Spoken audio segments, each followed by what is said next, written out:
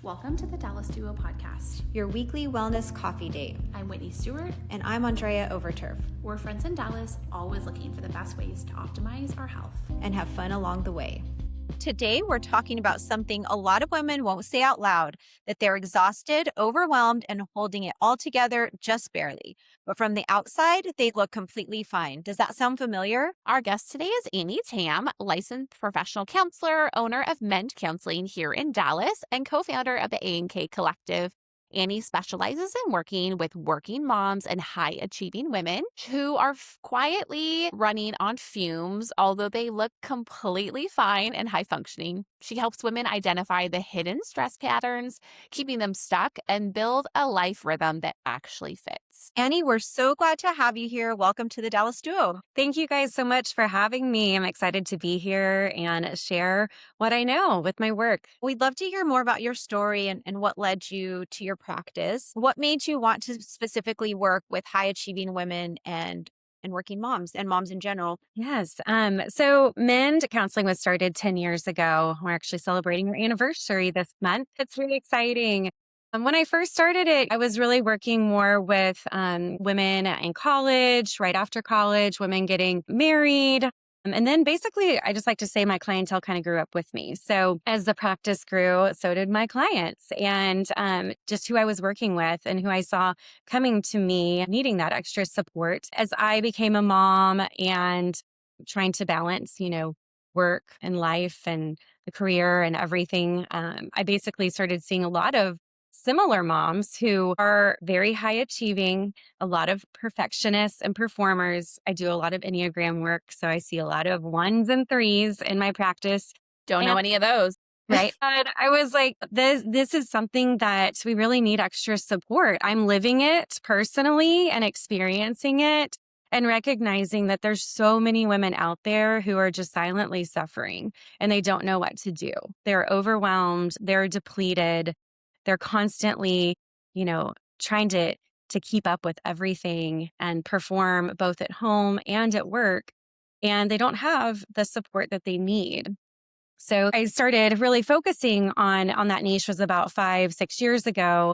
And that is also whenever another therapist friend and I launched the A&K retreats, which were originally retreats for working moms, trying to figure out that rhythm for their life. So that's where kind of an additional support came into play and we launched that. And since that's kind of evolved and grown, but my practice in general has stayed pretty much the same as far as working with those women who are very high achieving, high functioning, and very depleted on the inside. How would you define high functioning burnout?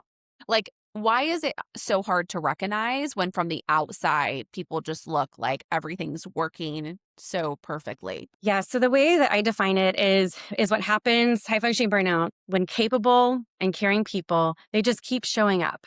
They keep showing up. They keep doing the thing long after their internal resources have completely been depleted. So the goal isn't to stop the functioning. We need to keep doing that. We have to function. We have to show up, right?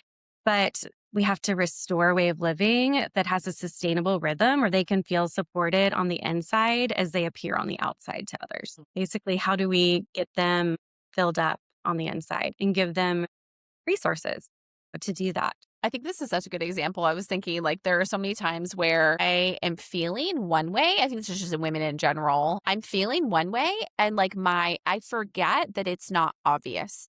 I forget that my partner doesn't get a readout on my head of 10% anxious, 90% stressed, whatever it is. And she's like, you're overwhelmed. And I'm like, yeah, isn't that obvious? And you forget that it's not always obvious. And I think for women, it's twofold. Sometimes we don't want people to know, so we just show up high functioning all the time. But sometimes we do want people to know and we don't realize that if we don't communicate it, that it's not obvious what we might need to be filled up again. I think sometimes it can be hard to communicate those thoughts and feelings, especially if they're occurring on a daily basis. What would you recommend or what would you say to someone who has a hard time communicating that? Yeah, I feel like that is hard for a lot of people, especially the perfectionists that I work with, right? Because they don't really want to appear like they need help. and that they're overwhelmed. They want to appear like everything is great. So we just start small and we identify who is one person in your life that you can get vulnerable with, that you can have that conversation. You can go on a walk, you can go to get coffee and just say, this is what's going on. You can ask them, how are you feeling about life right now? Give them an opportunity to open up as well. But honestly, when you start to get vulnerable with people, it allows for vulnerability in the other person as well, right? And so I really encourage vulnerability as much as possible. And those who are scared, we just start with little steps, right? Who is one person and what is one thing that you can share with them that you still feel good about yourself, right? After sharing that. So we start small. Love that. Perfectionism, people pleasing, identity tied to productivity. How do these show up and how do they keep women stuck? The working mom, right? We are just trying to constantly perform and be out there just meeting everybody's needs, whether it's our children, our spouse, our coworkers, our client, our boss. We're constantly performing and we get a new task, we do it, right? We add it to our to-do list. We take care of it the best we can, as perfect as we can do it, right? And we don't really stop to think, how am I right now? Where am I? We're not connecting to our bodies so often. We're just walking around disconnected and we're just doing the thing, right? So I'm really encouraging and practice to get connected to your body. What is my body saying to me? How do I recognize what it's teaching me, what it's telling me, right? Because our bodies are constantly communicating to us. So we're going to always be overrunning it and depleting those resources if we cannot get connected to it first. So that cycle just keeps going until we stop it. And then the pause is really asking, what is my body telling me? How do I recognize these stress symptoms in my body whenever they're popping up? And then what are some good resources? What are some good coping skills or strategies that I can implement then to calm it down, keep it in our window of tolerance, right? So we're able to do the things that we need to do and that are expected of us, but we're also able to fill ourselves up and to not run out of things. Yeah. Hearing that, like, what are coping mechanisms that are helpful and which ones are like popular but maybe not helpful that keep women stuck? In our practice, we actually do a wellness plan with everybody that walks in the door. And we're looking at mental, physical, spiritual, social, emotional areas of our life. Oftentimes, we want to add more, right? How do I add something to help my mental space, right? How do I add something to support myself physically? So we live in a society where it's just more and more and more. So it's no wonder that we have all of these over-functioning women out there, right? Depleting themselves. So it's really all about, let's not add more. Let's look at what are we doing currently that we need to reframe to recognize as a huge support to ourselves and making sure that we can commit to that. Maybe it's just one or two things a day that take very little time, but let's actually be present in that moment when we engage in that skill so that we can get all the benefits of it, right? So I think that we're so used to adding more and really that just overwhelms us even more, right? You should meditate, go practice yoga, add this supplement to your diet, go to counseling, right? All of these things, obviously, they're all good things, right?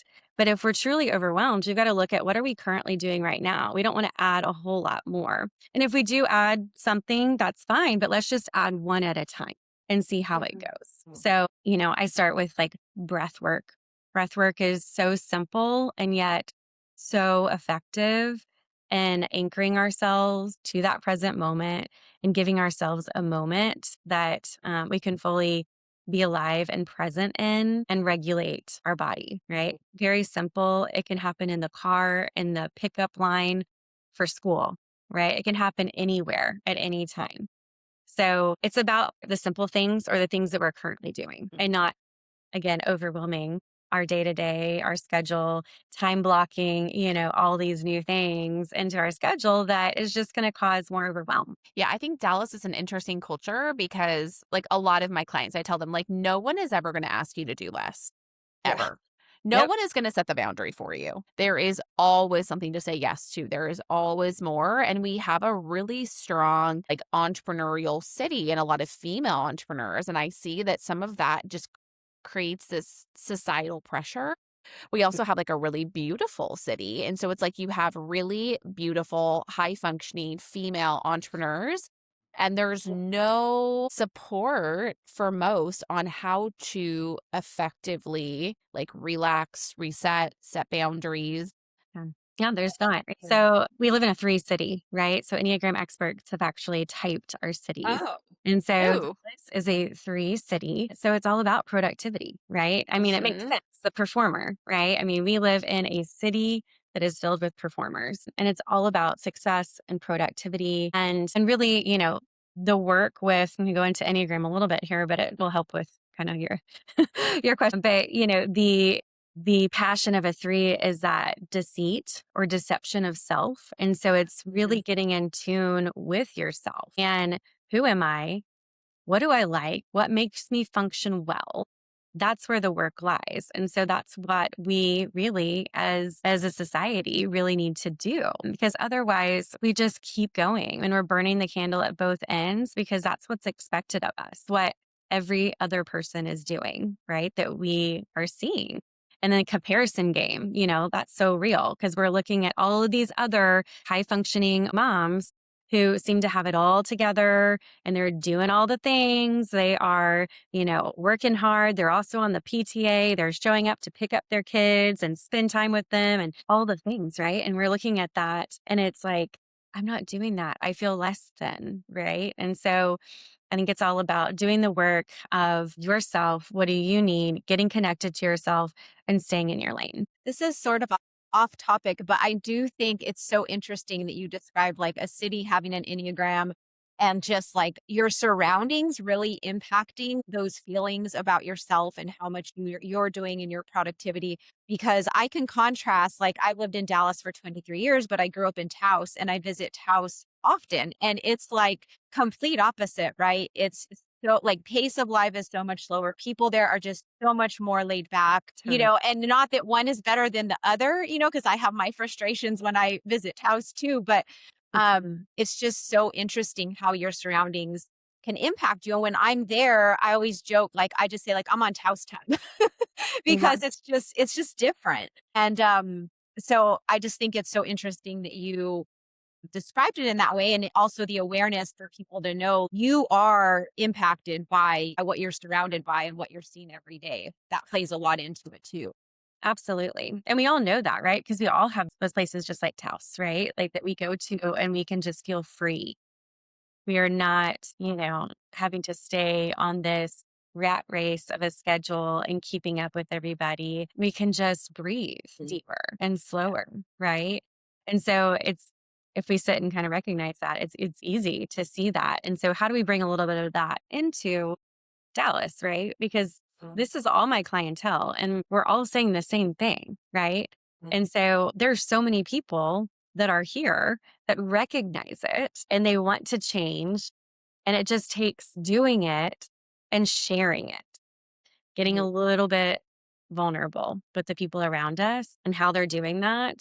And then they can support one another, right? Audrey, it's so funny that you said that because we were in Washington last week and my husband and I were like alone for the first time. We've been with like 80 members of our family and we were driving and I told him, I was like, what's funny? I wouldn't be as successful if I lived here. And he was like, why is that? I'm like, because there's no societal pressure for females to perform here. I was like, and I mean that in the best way. Like, I love it there. I love my family, but there is not the like female entrepreneurial push. When I come back to Dallas, I feel like it's slapped in my face. It's like, you're never going to be enough. In Washington, I can drive all day and never see a Bentley. I can drive all day and never see somebody who has like, things more than me, have things that I would ever want. There's no comparison. Like I can go days without any feelings of comparison. And in Dallas, I'm like every morning I wake up and I go to the coffee shop and I am affronted by something that I'm like, wow, I would never be able to have that. Like there's always someone who's doing more. There's always like 1%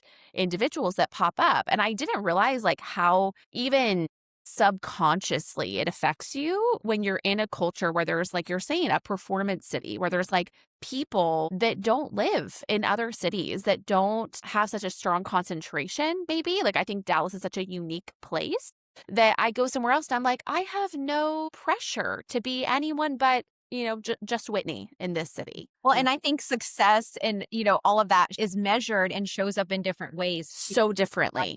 So differently. Yes. So it's like you just notice it in different ways, and it might not look like what it looks like in Dallas. Like there are successful people in Washington and in Taos, but it just shows up. But I would say, like, in my hometown, people would be like, wow, you're so successful, you graduated from college, or wow, you're so successful, you went to grad school, right? It's not like, I feel like in Dallas, they're like, oh, well, tell me about your 14 companies and your private jet. And like, there's just like a different level maybe. And I don't know the Enneagram in different areas, but I just think that's so interesting that you point that out. Yeah, no, it totally is. Yeah, I always, whenever I go places, I'm like, oh, what would it be like here, right? Taos, it's all about creativity and art, and so I lean into my 4, and whenever I'm in Taos, but I'm so excited to just kind of, it doesn't matter what I do. Like, you can be anybody right there. And, the more creative and different you are, the better. And so it's just interesting and where you go and how it affects you as a person and even the speed at which you live day to day, like on a vacation or whatever. So yeah, Dallas is special. For listeners who may not fully understand or know, how would you describe emotional dysregulation, and what does that actually feel like in the body? So when you're experiencing emotional dysregulation, your body is going through a lot of things, actually. Like, your cortisol level is shooting through the roof.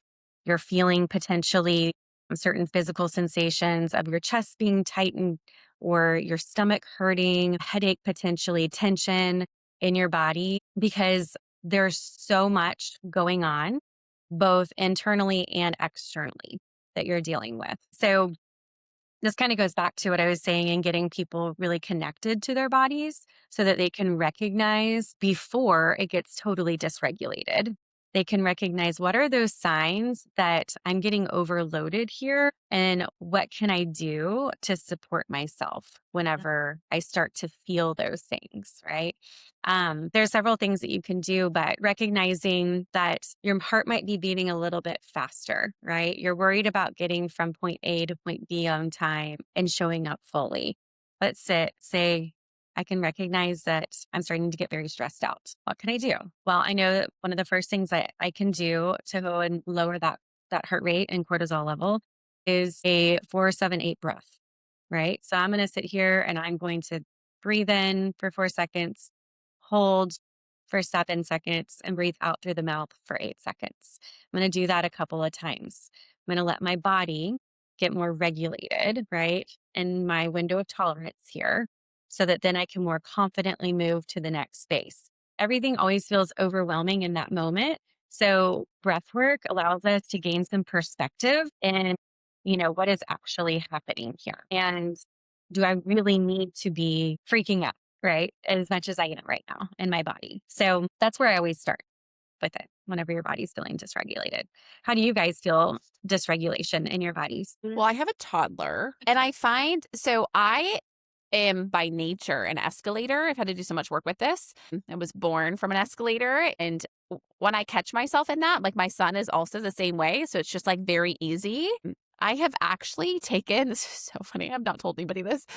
I have a playlist from my home birth that during my home birth I did not want to listen to. But now, when we're in the car, like after school, there's always just it's a really hard transition for him a lot of times, like getting into a seat and where we're going, and that it's probably not what he wants. And I will turn that playlist on, and the way that it's actually like something that's out of body that then helps internally. Like, it's an external action that I can do that I can then feel, and it helps regulate my breathing and heart rate. And it's incredible the difference it makes versus just turning on like my favorite song that's actually probably too stimulating. It's so interesting to have like a natural calming rhythm instead. That has been my recent go-to?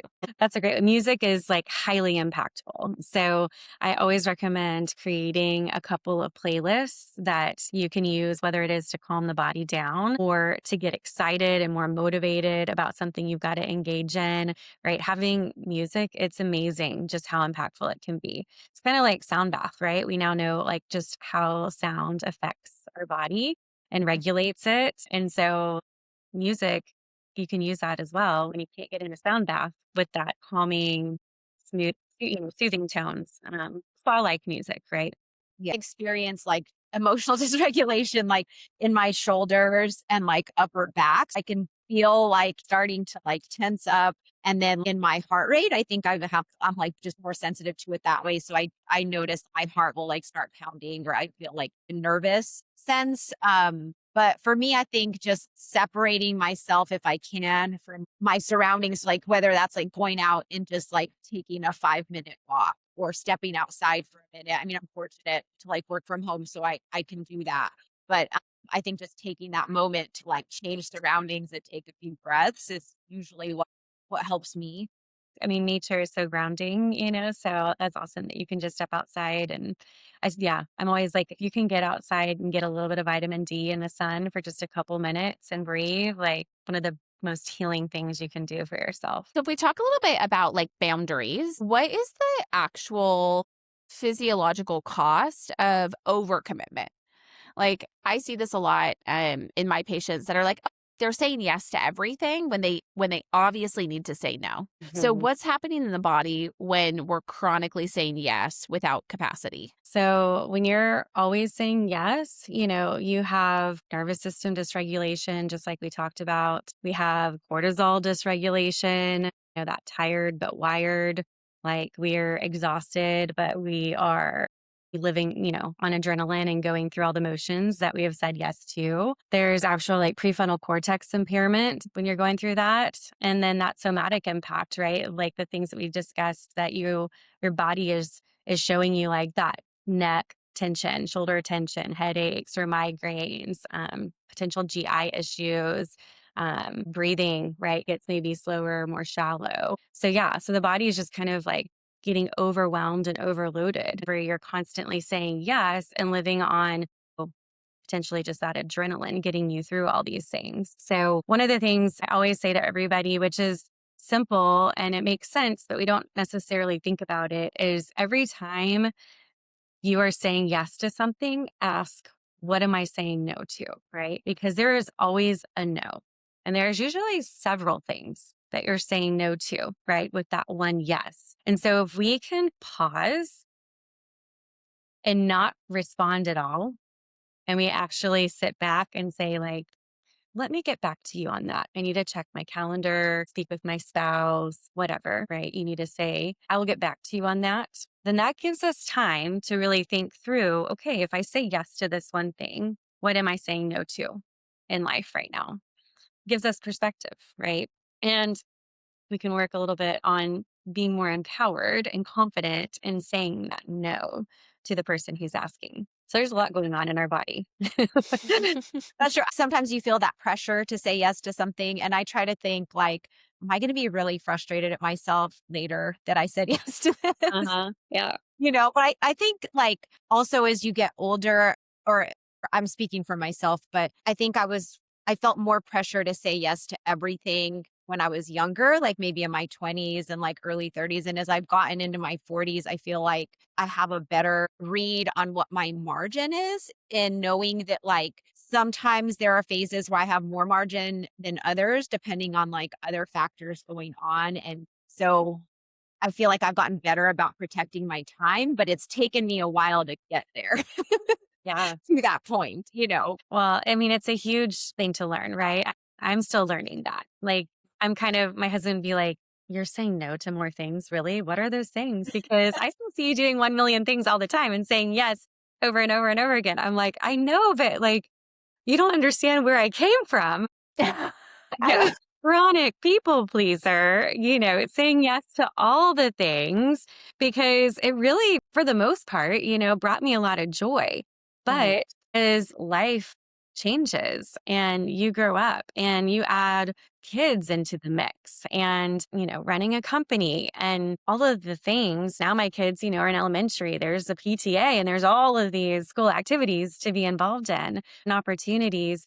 You recognize that your energy is special and you have to be really intentional with where you send it and make sure that it falls in line with your values. Do you think that's the driver for like most women who come to see you, that they say like, I'm not experiencing joy anymore? Like, is that the fix that they're looking for? Yeah, oftentimes they may not say it in those certain words, but that is part of it. They're not enjoying life as much anymore because they're so overwhelmed with all of the responsibilities that they have. So there is less joy, right? And so, yeah, we gotta figure out, how do we get more joy into your life? And so that looks like a lot of things, but raising that awareness, which I usually do through Enneagram work, discovering your values and really identifying what right now in this season of my life is most important to me, so that I can make sure I'm making decisions based on those values. Because that's typically where we see a lot of conflict lies, whenever we're not respecting a value of ours. We're doing something, we're saying yes to something that is not aligned with our values. And so that's kind of a foundational tool to use with women. But I would say in general, yes, they're just not as satisfied in life.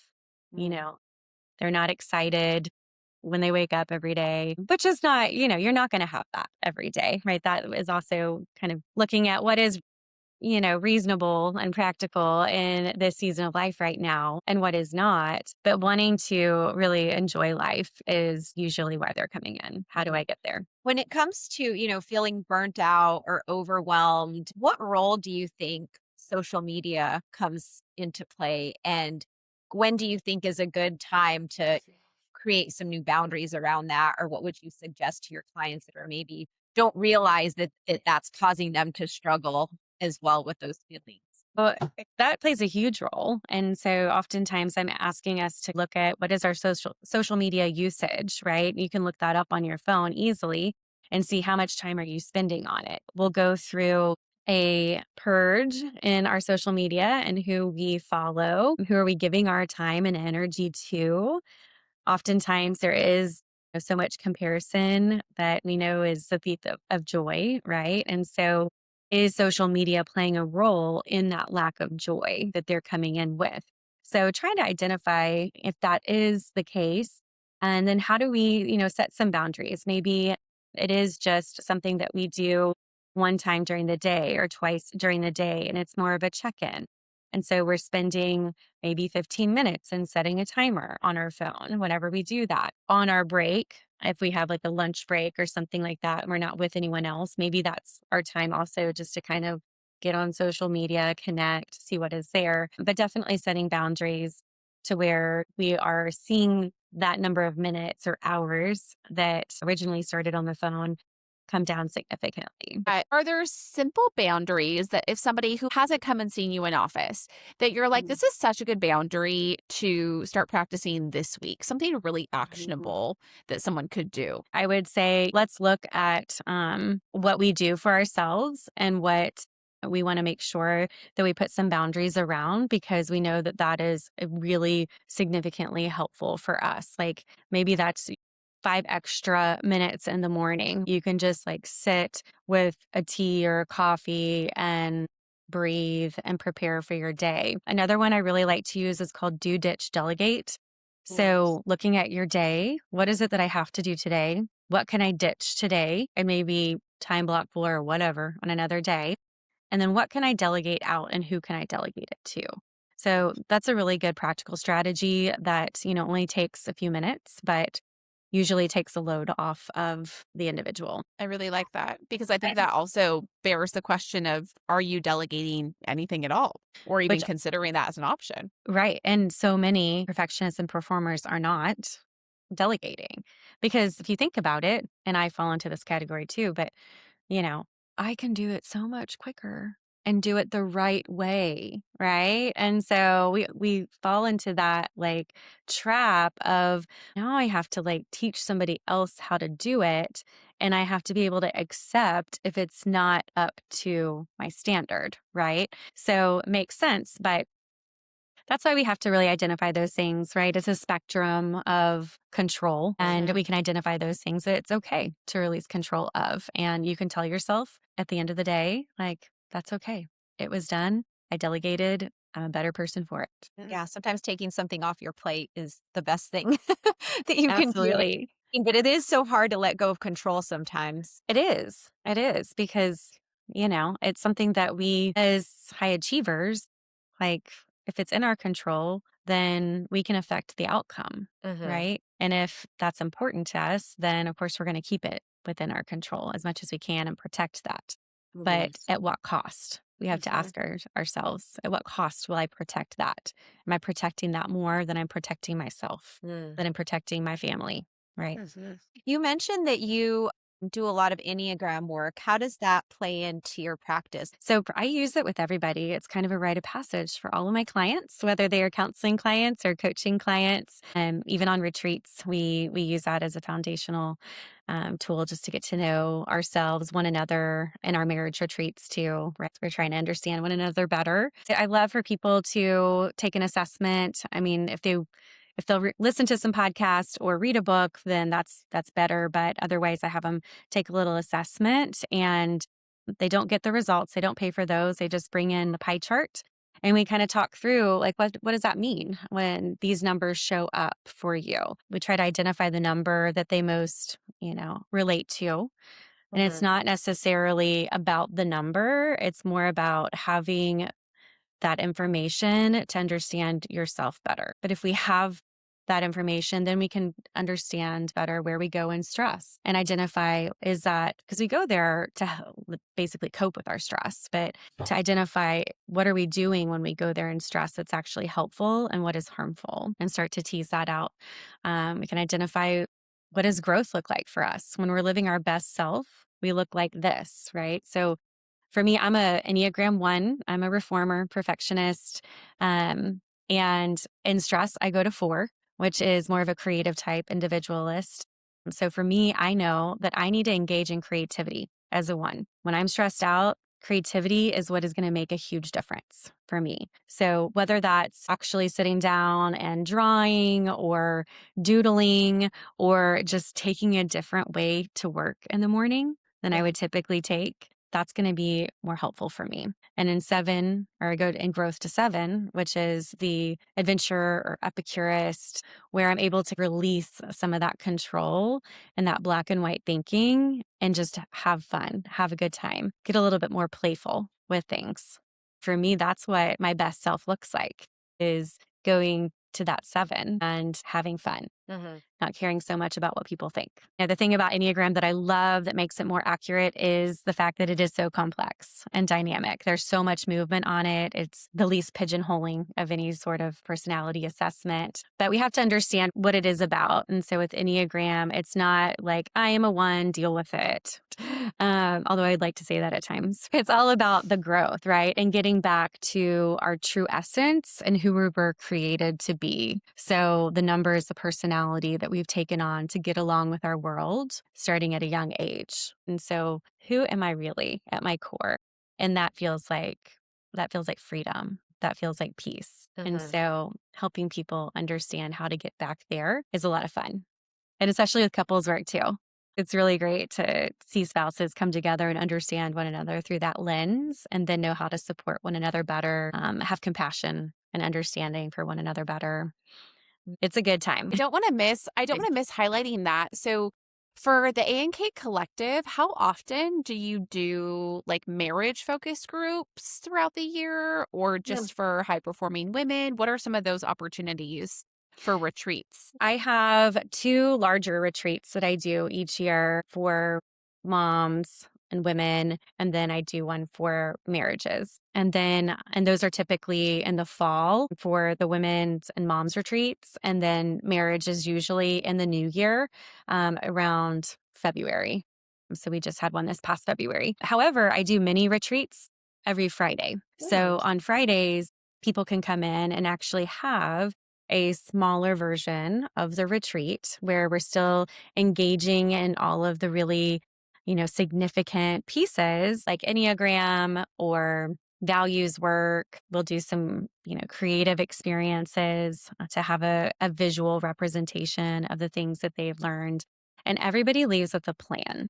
So it's building on this plan that they can all take away that's practical, it's personalized for them or their marriage, that they can then implement in their life to achieve those goals that they are looking to achieve. Oh my gosh, that's amazing. I love that. Yeah, it's so much fun. And it's really neat to see, I feel like group work, whenever you get a bunch of women together who are experiencing a lot of the same things, they're experiencing that overwhelm, they're experiencing, just that exhaustion and people pleasing tendencies.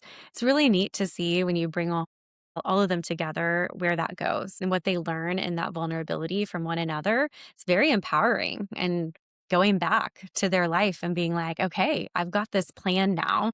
It's always like a one-page plan that is something that they can truly infuse into their day-to-day. So it's neat to see what happens with that whenever, people sign up. There's an expectation that there's going to be some vulnerability there. So it's pretty cool. That I sounds love that. amazing. So we like to close out with some rapid fire questions. Yeah. A self-care habit that's actually sustainable, not just aspirational. So I would say breath work and maybe an anchor statement. That's something, that really doesn't take much time at all. So, a slow inhale through the nose and exhale through the mouth with maybe an anchor statement. I am enough. I am capable of saying no. Whatever speaks to you in that moment, with breath work that you can do, like I said, in the car, when you wake up in the morning. It doesn't require, a ton of time to set aside. I love that. I feel like that's something that we can do with our kids too. Absolutely. It's so nice and effective whenever you'll engage with them because they need that too. And so if you'll do it with them and teach them at the same time, then it's so effective for both of you. Mm-hmm. And also just helps the family run better, right? Yeah, no, I love that. One book or resource that you'd hand every burned out mom right now. I love the book, The Cure for Burnout. Okay. Yeah, I think that would be probably the one thing. I like the Let Them theory too, as well with Mel Robbins. I love Mel Robbins. It's such a good book, but I would say probably The Cure for Burnout, just with what we're experiencing. Complete this sentence. High functioning burnout is sneaky because. Sneaky because it hides behind competence. Okay.